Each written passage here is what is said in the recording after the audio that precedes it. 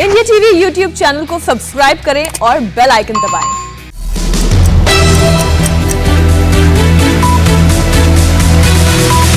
नमस्कार, मैं हूं अमित पालित और मेरे साथ इस वक्त मौजूद है स्टूडियो में समीप राजगुरु।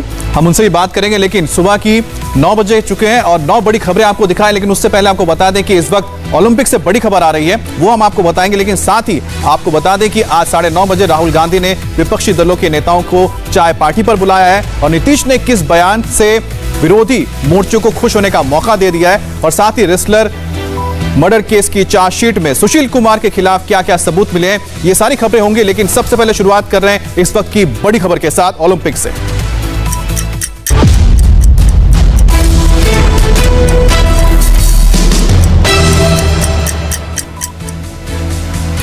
टोक्यो ओलंपिक में पुरुष हॉकी के सेमीफाइनल में भारत को हार का सामना करना पड़ा और बेल्जियम ने भारत को 5-2 से हरा दिया है। लेकिन इस हार के बाद भी भारत के लिए ब्रॉन्ज मेडल की उम्मीद अभी बरकरार है और दूसरा सेमीफाइनल ऑस्ट्रेलिया और जर्मनी के बीच खेला जाना है। दोनों टीमों में से जो हारेगा वो भारत के साथ ब्रॉन्ज मेडल के लिए अपनी दावेदारी पेश करेगा। अब टीम इंडिया 5 अगस्त को ब्रॉन्ज मेडल के लिए मैदान में उतरेगी और आज के मैच की अगर बात की जाए तो शुरुआत में भारत ने बेल्जियम पर दबाव बनाए रखा और ये दबाव बनाए रखा। अमित, कहीं ना कहीं अगर बात करें इस सेमीफाइनल की तो बेल्जियम बहुत भारी भरकम दावेदार थी सेमीफाइनल को जीतने के लिए। कहीं ना कहीं हमारे से कहीं बेहतर टीम थी, लेकिन बहुत बेहतरीन हॉकी भी हिंदुस्तान की टीम ने खेली। और शुरुआती अगर क्वार्टर की बात करें तो पिछड़ने के बाद पहले ही मिनट में गोल खाया भारत ने और उसके बाद भारत ने गोल दागा, बराबरी का पलटवार किया, 2-1 की बढ़त ली और पहले क्वार्टर में 3 गोल हुए पहले 10 मिनट में। बड़ी जबरदस्त यहां पर जो अटैकिंग हॉकी हमारी हॉकी टीम ने खेली है सेमीफाइनल में। लेकिन अगर सही मायने में देखें तो बेल्जियम की रणनीति समझने की जरूरत थी। जैसे ही सेकंड क्वार्टर में आए हैं आप देखेंगे कि बेल्जियम ने बराबरी की और उसके बाद वो शांत हो गए। बेल्जियम की जो रणनीति थी, दुनिया की सबसे बेहतरीन टीम है इस वक्त, वर्ल्ड चैंपियन है, पिछले ओलंपिक की सिल्वर मेडलिस्ट और दोबारा फाइनल पहुंच गई। भारत ने बहुत इंप्रूव किया है। तो भारत जहां पर पहुंचा है इस ओलंपिक में कदम रखने से पहले, टोक्यो में कदम रखने से पहले हर तरफ यही चर्चा थी, हॉकी एक्सपर्ट्स में, जर्नलिस्ट में, फैंस को अगर छोड़ दें, जो इस हिंदुस्तान की टीम को लगातार फॉलो कर रहा है वो जानता है कि असली हकदार जो है ना हिंदुस्तान की टीम, कहीं ना कहीं ब्रॉन्ज मेडल जरूर लेकर आना चाहिए अब ब्रॉन्ज मेडल की फाइट में। लेकिन जब आप तीसरे क्वार्टर में जाते हैं तो बेल्जियम को हम देखते हैं कि बेल्जियम पूरी डिफेंसिव हो जाती है और ये बेल्जियम की रणनीति हर टीम के खिलाफ रही है। और आखिरी क्वार्टर में जब आते हैं तो पूरी तरीके से चढ़कर खेलते हो, जबरदस्त अटैकिंग हॉकी वो खेलते हैं और यही वजह है कि 5-2 का स्कोर लाइन हुआ। हेंड्रिक्स ने आज जो है हैट्रिक भी लगाई और उन्होंने 14 गोल दागे इस ओलंपिक्स, टोक्यो ओलंपिक्स में। जो बेल्जियम के खिलाड़ी हैं हेंड्रिक्स, तो उनको रोकने की खास रणनीति ऐसा लगाने की कुछ थी, लगातार पेनिट्रेशन होते रहे, हाई प्रेसिंग हॉकी वो खेलते रहे। बार बार मुझे से फुटबॉल भी निकल रहा है बीच बीच में, तो लेकिन कहीं ना कहीं ये जो झटका है ये ऐसा है कि मुझे लगता है कि फैंस को बहुत जोर से लगा होगा, प्लेयर्स को कम लगा होगा, क्योंकि प्लेयर्स को मालूम था कि आज जो है एक ऐसा मुकाबला है जिसको अगर जीतेंगे तो बहुत बड़ा उलटफेर हम करेंगे। लेकिन वो उलटफेर हुआ नहीं, बेल्जियम फेवरेट थी। उसके बाद सृजेश को भी बाहर लेके चले गए थे, क्योंकि आखिरी मौके पर आप 3-2 से हारो या 4-2 से हारो, वहां पर वो गोलकीपर था नहीं, क्योंकि अटैक को बढ़ाने की कोशिश की कोच ग्राहम रीड ने, तो वहां से एक और गोल बेल्जियम ने दागा, ल्यूपर्ट ने, जो उनका दूसरा गोल था। लेकिन अगर आप देखें अगर आप देखें जो डी में, जिसको डी कहते हैं हॉकी में, वहां पे 20 अटैक्स किए हैं भारत ने, बेल्जियम ने 23 अटैक्स किए हैं। और अगर आप पेनल्टी कॉर्नर्स देखें तो बेल्जियम को मिले 14 पेनल्टी कॉर्नर्स और हमको मिले हैं 5, जिसमें से उन्होंने 3 कन्वर्ट किए और हमने 1 कन्वर्ट किया है। तो कहीं ना कहीं पेनल्टी कॉर्नर्स लेने में हिंदुस्तान की टीम जो है आज कामयाब नहीं हो पाई है। जिस तरीके के अटैक्स बना रही थी, हाई प्रेस का मतलब है दबाव जरूर बना रही थी, अटैक जरूर कर रही थी, लेकिन अटैक को वो पेनल्टी कॉर्नर लेने में या फील्ड गोल मारने में वो कामयाब नहीं हो पा रही थी। तो कहीं ना कहीं यहां पर चुकी है आज हिंदुस्तान की टीम की पेनल्टी कॉर्नर्स ना ले पाने की जो बात हुई इस मुकाबले में, वो हमारे पर भारी पड़ी। और जब पेनल्टी कॉर्नर्स मिले बेल्जियम को, लगातार 3 पेनल्टी कॉर्नर्स हमने कंसीड किए और एक पेनल्टी स्ट्रोक भी कंसीड किया है, तो कहीं ना कहीं आज थोड़ी सी डिफेंस बिखर गई। और बेल्जियम का जो एक हाई प्रेस और एक जिस तरीके से वो खेलते हैं, बहुत तेजी और जो एक्सपीरियंस उनको है, सबसे ज्यादा उम्रदराज टीम है, आपको मैं बता दूं टोक्यो ओलंपिक्स की बेल्जियम की टीम, तो उसके पास एक्सपीरियंस की कोई कमी नहीं है। कोई 200 मैच, कोई 250 मैच, कोई 250 मैचेस हॉकी के खेल चुका है। तो ये एक ऐसी टीम थी जिसके खिलाफ मुझे बुरा नहीं लग रहा है कि हिंदुस्तान हार गई है, सेमीफाइनल हारे, इसका बुरा बहुत लग रहा है। लेकिन बेल्जियम जैसी टीम के खिलाफ आप हारे हैं उसमें बुरा नहीं लग रहा है, क्योंकि ब्रॉन्ज मेडल जो है कहीं ना कहीं जर्मनी, मुझे लग रहा है कि आप जर्मनी के खिलाफ ही खेलेंगे। ऑस्ट्रेलिया और जर्मनी का दूसरा सेमीफाइनल है और मुझे लग रहा है कि हम ब्रॉन्ज मेडल लेकर जरूर लौटेंगे यहां पर। और साथ ही साथ कम से कम एक बात तो हमें अच्छी लगी कि करीब करीब 50 मिनट 40-50 मिनट तक हम उन पर हावी रहे, लेकिन भले ही हम सेमीफाइनल में हार गए हों, लेकिन ब्रॉन्ज की उम्मीद बरकरार है और उम्मीद हमें यही है कि हम वो जरूर लेकर आने वाले हैं। बहुत बहुत शुक्रिया आपका समीप। शुक्रिया। और वक्त हो गया एक ब्रेक का, और ब्रेक के बाद देखिए जम्मू कश्मीर में कहां संदिग्ध दिखने के बाद हड़कंप मचा है। जम्मू कश्मीर से साजिश की दो बड़ी खबरें आ रही हैं। बॉर्डर के पास एक बार फिर से साजिश वाले ड्रोन देखे गए हैं और जम्मू रेलवे स्टेशन पर दो संदिग्ध देखे जाने के बाद सुरक्षा एजेंसियां अलर्ट हो गई हैं। सबसे पहले सांबा के एसएसपी ने ड्रोन देखे जाने की पुष्टि की। पिछले 6 दिनों में यह चौथा मौका है जब सांबा जिले में ड्रोन देखे गए हैं। सांबा के एसएसपी राजेश शर्मा के मुताबिक रात को संदिग्ध ड्रोन की मूवमेंट देखी गई थी, जिसके बाद सभी पुलिस पोस्टों और नाकों को अलर्ट किया गया था। वहीं जम्मू रेलवे स्टेशन पर सेना की वर्दी पहने दो शख्स पहचान पत्र मांगने पर फरार हो गए। जम्मू रेलवे स्टेशन के पास एक दुकान पर दो लोग बाल कटवाने आए थे। वहां पर सेना के एक जवान ने जब उनसे आईडी कार्ड मांगा तो वहां से वो फरार हो गए। जम्मू पुलिस अब इन दो संदिग्धों की तलाश कर रही है। बात करेंगे संवाददाता मंजूर मीर से। मंजूर, एक तरफ ड्रोन और दूसरी तरफ दो संदिग्ध जो वर्दी में थे और जब उनसे आईडी कार्ड मांगा गया तो फरार हो गए। इन दोनों ही खबरों में क्या अपडेट है?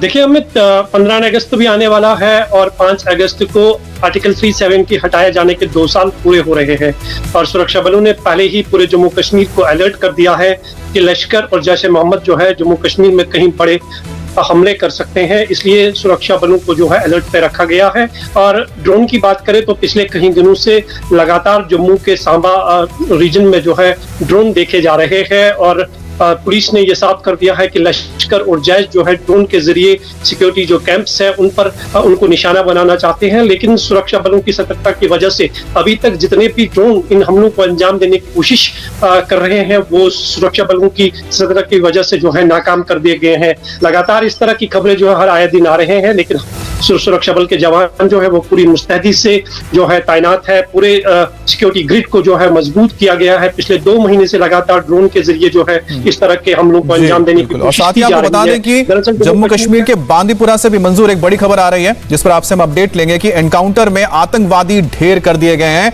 एक आतंकवादी ढेर हो गया बांदीपुरा में। मंजूर, इसको लेकर क्या अपडेट है आप? देखिए आज सुबह अब से थोड़ी देर पहले जो है सुरक्षा बलों और मिलिटेंटों के बीच बांडीपोरा में ये मुठभेड़ शुरू हुई थी। जब सुरक्षा बलों को ये सूचना मिली थी कि इस इलाके में 2 से 3 मिलिटेंट्स छुपे हुए हैं। एक मिलिटेंट को मार गिराया गया है, जबकि अभी भी 1 से 2 मिलिटेंट्स के छुपे होने की जानकारी जो है वो सुरक्षा बलों को मिली है। हर एंट्री एग्जिट पॉइंट को सील कर दिया गया है और ऑपरेशन जो है अभी भी जारी है और इलाके में मोबाइल इंटरनेट सेवाएं जो है वो बंद कर दी गई है। पिछले कई दिनों में लगातार एक के बाद एक बड़े एनकाउंटर्स देखे जा रहे हैं और अब तक अगर इस साल की बात करें तो 90 मिलिटेंट्स अब तक मारे जा चुके हैं, जिनमें जैश, लश्कर और हिजबुल मुजाहिदीन के कहीं टॉप कमांडर्स लगातार सुरक्षा बलों को कामयाबी मिल रही है, लेकिन साथ ही साथ उनके लिए सबसे बड़ा चैलेंज बनकर सामने आया है ये ड्रोन। और जब 15 अगस्त पास हो, 5 अगस्त पास, तो ऐसे में सुरक्षा एजेंसियों के लिए और दिक्कत बढ़ जाती है, क्योंकि जो आतंकवादी है इसी कुछ डेट्स के आसपास कुछ बड़ा करने की फिराक में है। बहुत बहुत शुक्रिया आपको। फिलहाल रुकेंगे एक ब्रेक के लिए और ब्रेक के बाद बताएंगे राहुल गांधी ने आज विपक्षी पार्टी के लीडर्स को क्यों चाय पर बुलाया है। और इस वक्त की बड़ी खबर, अब से थोड़ी देर बाद राहुल गांधी की चाय पार्टी शुरू होने वाली है और राहुल गांधी ने 14 विपक्षी दलों के नेताओं को आज चाय पर बुलाया है। राहुल की टी पार्टी सुबह 9:30 बजे दिल्ली के कॉन्स्टिट्यूशन क्लब में होगी और सुबह 9:30 बजे से शुरू होने वाली इस टी पार्टी में हर विपक्षी दल के फ्लोर लीडर के साथ विपक्षी पार्टियों के सांसद भी शामिल होंगे। राहुल के चाय नाश्ते का एजेंडा संसद में गतिरोध है, लेकिन साथ ही साथ यह भी खबर है कि इस मॉक ड्रिल में एक पैरेलल संसद चलाने पर चर्चा होने वाली है। यानी जो काम कुछ किसान नेता जंतर मंतर पर कर रहे थे वैसा ही पॉलिटिकल प्रयोग अब राहुल गांधी करने वाले हैं। चुनाव करीब 2.5 साल दूर है, मगर मोदी के सारे सियासी विरोधी इलेक्शन मोड में आ चुके हैं। पहले ममता और अब राहुल गांधी। पर सवाल यह है कि राहुल गांधी का टी पार्टी का न्योता किसे कबूल होगा और इसे ना कबूल होगा। राहुल गांधी की ओर से ब्रेकफास्ट के लिए जिन सियासी दलों को न्योता भेजा गया है उनमें ममता बनर्जी की पार्टी टीएमसी है, तमिलनाडु से डीएमके, शरद पवार की एनसीपी, इसके अलावा आरजेडी समाजवादी पार्टी को भी न्योता भेजा गया है। और राहुल गांधी ने सीपीआईएम, सीपीआई, आम आदमी पार्टी, आईयूएमएल, आरएसपी और वीसीके को भी ब्रेकफास्ट पर बुलाया है। तो ये वो पार्टियां हैं जिनको राहुल गांधी ने टी पार्टी में बुलाया है। लेकिन इसमें देखिए, शिवसेना हो गई, एनसीपी हो गई, डीएमके है, आरजेडी है, ये सहयोगी दल हैं कांग्रेस के। लेकिन देखना यह होगा कि क्या इस पार्टी में टीएमसी के नेता आते हैं या नहीं आते, क्योंकि ममता बनर्जी कुछ दिन पहले यहां पर होके गई हैं। राहुल गांधी की टी पार्टी को लेकर सबसे बड़ा सवाल यह है कि क्या ममता के पार्टी के सांसद इसमें शामिल होंगे। इस सवाल का जवाब दिया है कांग्रेस में राज्यसभा में कांग्रेस के लीडर मल्लिकार्जुन खड़गे ने। जितने भी फ्लोर लीडर्स हैं और उनके साथियां हैं जी, उन सभी को इसका मकसद क्या है? नहीं, जैसा यहाँ पर ऑल पार्टी मीटिंग करते हैं जी, तो वो वही वहाँ पर कॉन्स्टिट्यूशन क्लब में जब नाश्ता पे बुलाया गया है। एक पैरेलल संसद की बात कही जा रही है। एक पैरेलल संसद की बात कही जा रही है कि यहाँ पर चल नहीं रही है अंदर। मुझे मालूम नहीं। हमारे साथ विजयलक्ष्मी जुड़ गए हैं। विजयलक्ष्मी, एनसीपी हो या फिर डीएमके हो या फिर आरजेडी हो, ये तो कांग्रेस के सहयोगी दल हैं, उम्मीद कर रहे हैं इनके तो सांसद आएंगे। लेकिन टीएमसी हो, शिवसेना हो, क्या इनके लीडर्स भी आ सकते हैं? देखिए, टीएमसी की तरफ से कल कहा गया था कि वो इस टी पार्टी में आएंगे। इसके अलावा बाकी जो तमाम पार्टीज हैं उनके नेताओं की तरफ से भी कांग्रेस का जो इनविटेशन है वो एक्सेप्ट किया गया था। 17 पॉलिटिकल पार्टीज को, like minded opposition political parties को कांग्रेस पार्टी ने न्योता दिया है। और ये पहली बार है कि राहुल गांधी किसी ऐसे इवेंट को होस्ट करेंगे, एक ब्रेकफास्ट या टी पार्टी जो राहुल गांधी द्वारा होस्ट की जाएगी। पहले हमने देखा है कि कांग्रेस की अंतरिम अध्यक्षा सोनिया गांधी इस तरह के इवेंट्स को होस्ट करती थी। आज की जो टी पार्टी इसमें 17 पॉलिटिकल पार्टीज हैं इंक्लूडिंग कांग्रेस पार्टी। तमाम दलों को न्योता कांग्रेस पार्टी की तरफ से दिया गया है। अभी कांग्रेस पार्टी का कहना है कि पेगासस एक बड़ा मुद्दा है। संसद में हम देख रहे हैं कि तमाम विपक्षी दलों को लामबंद करने का प्रयास कांग्रेस पार्टी द्वारा किया जा रहा है। अभी आप पीछे कुछ लोग आने लगे हैं, कौन-कौन पहुंचा है? कॉन्स्टिट्यूशन क्लब में ये बैठक अमित होने वाली है। और देखिए, अभी से तमाम जो नेता हैं वो आने शुरू हो गए हैं। हालांकि कांग्रेस पार्टी के जो तमाम सांसद हैं वो सुबह से ही 9 बजे से ही उनके आने का सिलसिला शुरू हो गया है। लेकिन अभी जो है वो बाकी विपक्षी दलों के नेता भी जो है वो पहुंचना यहाँ पर शुरू हो गए हैं। 16 और विपक्षी दल हैं जिनको कांग्रेस पार्टी ने इस ब्रेकफास्ट के लिए, इस टी पार्टी के लिए इन्वाइट किया है। अभी देखिए, तमाम जो नेता हैं ये पहुंच रहे हैं यहाँ पर इस टी पार्टी के लिए, ब्रेकफास्ट जो राहुल गांधी होस्ट करेंगे। अमूमन हमने देखा है कि कांग्रेस की अंतरिम अध्यक्षा सोनिया गांधी इस तरह के इवेंट्स को होस्ट करती हैं। आज की बैठक में पेगासस से लेकर के किसान मुद्दे, किसान विरोध जो चल रहा है, किसानों का विरोध प्रदर्शन जो चल रहा है, या जो फॉर्म बिल्स हैं उसको लेकर के तमाम जो विपक्षी दल हैं वो बैठेंगे, अपनी आगे की रणनीति जो है वो तैयार करेंगे। अभी तक हमने देखा है कि विपक्ष जो है संसद के दोनों सदनों में इस मुद्दे को उठाता आया है। लेकिन विपक्ष का कहना है कि सरकार जो है वो चाहती नहीं है कि सदन के पटल पर इस मसले पर चर्चा हो। लिहाजा इस तरह की मीटिंग्स जो है वो कांग्रेस पार्टी द्वारा बुलाई गई है, जहां पर वो एक बार फिर से कोशिश कर रहे हैं कि तमाम विपक्षी दलों को लामबंद किया जाए इस मसले पर। बहरहाल तमाम जो नेता हैं वो अभी आपके सामने जो नेता गुजरे हैं, क्या इसमें कोई विपक्ष का नेता पहुंचा है? कांग्रेस के अलावा कोई और नेता पहुंचा है? फ्लोर लीडर्स को इन्वाइट किया जाता है। लेकिन आज का जो ये टी पार्टी है या ब्रेकफास्ट है, इसमें तमाम ऑपोजिशन पार्टीज के जो एमपीज हैं दोनों सदनों के, उनको भी इन्वाइट किया गया है। कांग्रेस पार्टी के ज्यादातर एमपीज जो हैं वो आ गए हैं। बाकी विपक्षी दलों के एमपीज भी आने शुरू हो गए हैं। हालांकि टीएमसी और बाकी पार्टीज की तरफ से कल कहा गया था कि वो इस टी पार्टी को अटेंड करेंगे। लेकिन देखना होगा कि अभी कितने दलों की अटेंडेंस एक तरीके से इस टी पार्टी में। बिल्कुल आप नजर बनाए रखें। लेकिन जिस तरह से हम तस्वीरें देख रहे हैं कि कांग्रेस के तमाम जो सांसद है वो तो पहुंच ही रहे हैं। उम्मीद अब ये करते हैं कि जो ये बैठक होने जा रही है इसके बाद हमें पता लग पाएगा कि आखिरकार क्या एजेंडा है, क्योंकि विपक्ष ने यह तय किया है कि वो संसद के साथ ही संसद के बाहर एक पैरेलल संसद बनाने की तैयारी कर रहे हैं और इसका खुलासा होगा ठीक इस बैठक के बाद ही। बीजेपी के खिलाफ रणनीति बना रहा विपक्ष नीतीश कुमार के एक बयान से बेहद खुश है। पेगासस मामले में नीतीश कुमार ने संसद में चर्चा की मांग की है और यह भी कहा है कि जासूसी के आरोपों की जांच होनी चाहिए। अब विपक्ष के सुर में सुर मिलाते हुए नीतीश ने जाति के आधार पर जनगणना की मांग कर दी है और ये तीनों बातें ऐसी हैं जिसका बीजेपी विरोध कर रही है। ऐसे में एनडीए का सहयोगी होते हुए नीतीश कुमार विपक्ष के सुर में सुर मिलाए, इसको लेकर सवाल खड़े होते हैं। टेलीफोन टैपिंग की बात इतने दिनों से आ रही है, इस पर जरूर बात हो जानी चाहिए, चर्चा हो जानी चाहिए। इसमें तो पहला ही दिन पूछे हैं। तो आजकल तो जानते नहीं है ये सब चीज़, तो कई तरह से कौन कर लेगा, तो इसलिए इन सब चीज़ों पर तो पूरे तौर पर एक एक बात को देख करके उचित कदम उठाना चाहिए मेरी समझ से। लेकिन क्या हुआ है क्या नहीं हुआ है ये पार्लियामेंट में कुछ लोग बोल रहे हैं और समाचार पत्रों में आ रहा है, तो उसी को देखते हैं हम लोग। लेकिन जो कुछ भी है उसके पूरे तौर पर जांच करके या आखिर किसी को किस तरह से फ़ोन को लोग अपने ढंग से सुन रहे हैं या कुछ भी कर रहे हैं, उस पर कब्जा कर रहे हैं, क्या कर रहे हैं, ये तो पूरी बात आनी चाहिए। जब इतने दिनों से लगातार लोग बोल रहे हैं तो उसके बारे में निश्चित रूप से इस पर मेरी समझ से जांच कर लेना चाहिए, ताकि जो भी सच्चाई हो सामने आ जाए। अब नीतीश कुमार ने पहले भी कहा है कि पेगासस पर चर्चा होनी चाहिए, लेकिन इतना खुलकर पहले वो नहीं बोले हैं, इसलिए कांग्रेस को भी बीजेपी पर हमला करने का यह मौका मिला है।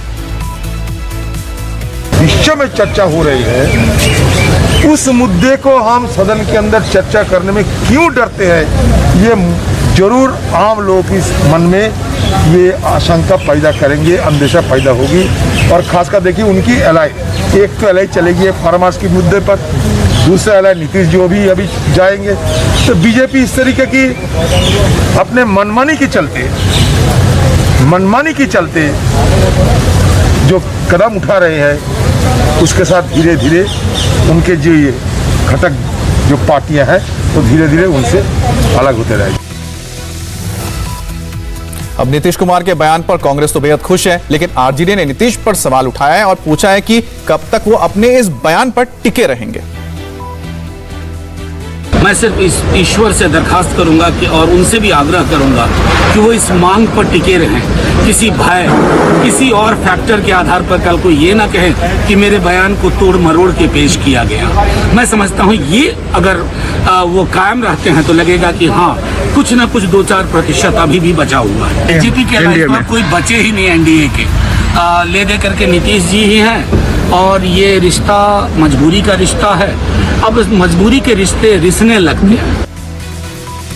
पंजाब कांग्रेस को लेकर बड़ी खबर आपको बता दें, अध्यक्ष नवजोत सिंह सिद्धू फुल एक्शन में हैं। आज फिर वो पंजाब कांग्रेस के एससी मंत्रियों विधायकों के साथ बैठक करेंगे। चंडीगढ़ में दोपहर 12 बजे यह बैठक पंजाब कांग्रेस भवन में होनी है और इस बैठक में पंजाब कांग्रेस के दलित नेता मौजूद होंगे। वो सिद्धू के साथ पार्टी में दलितों से जुड़े मुद्दे पर बातचीत करेंगे। इससे पहले शुक्रवार को भी नवजोत सिंह सिद्धू ने कांग्रेस के दलित विधायकों और 4 जिलों के कार्यकर्ताओं के साथ बैठक की थी। विधायकों की बैठक महज 30 मिनट में ही खत्म हो गई थी और इससे कई विधायक नाराज हो गए थे और विधायकों का आरोप है कि उन्हें बैठक में बोलने का मौका नहीं मिला है, जिसके बाद सिद्धू ने आज फिर से दलित विधायकों की बैठक बुलाई है। आपको बता दें कि बीएसपी ने अकाली दल के साथ गठबंधन किया है। ऐसे में जो दलित वोट बैंक है, जो कि कई बार परंपरागत रूप से बीजेपी के साथ नहीं रहा लेकिन साथ ही कांग्रेस के साथ ज्यादा नजर आता था, उसके चलते अब जो डर है कांग्रेस को कहीं वो बिखर ना जाए। सिद्धू ने बैठक के इसलिए बुलाई ताकि दलित विधायक नाराजगी दूर हो सके और दलित विधायकों का कहना है कि 34% आबादी के हिसाब से मंत्रिमंडल में उनके 6 मंत्री होने चाहिए, लेकिन सिर्फ 3 मंत्री ही बनाए गए हैं। दलित नेताओं की मांग है कि जिन जिलों में दलितों और पिछड़ों की आबादी अधिक है वहां दलित ऑफिसर्स को डिप्टी कमिश्नर और एसएसपी नियुक्त किया जाए और इन विधायकों का कहना है कि दलितों के मुद्दे पर अगर गंभीरता नहीं दिखाई गई तो 2022 के विधानसभा चुनाव में खामियाजा भुगतना पड़ सकता है। नमस्ते, मैं हूं मीनाक्षी जोशी। वीडियो और खबरों से अपडेट रहने के लिए India TV YouTube channel subscribe करें, बेल आइकन दबाना ना भूलें। जुड़े रहें इंडिया टीवी के साथ।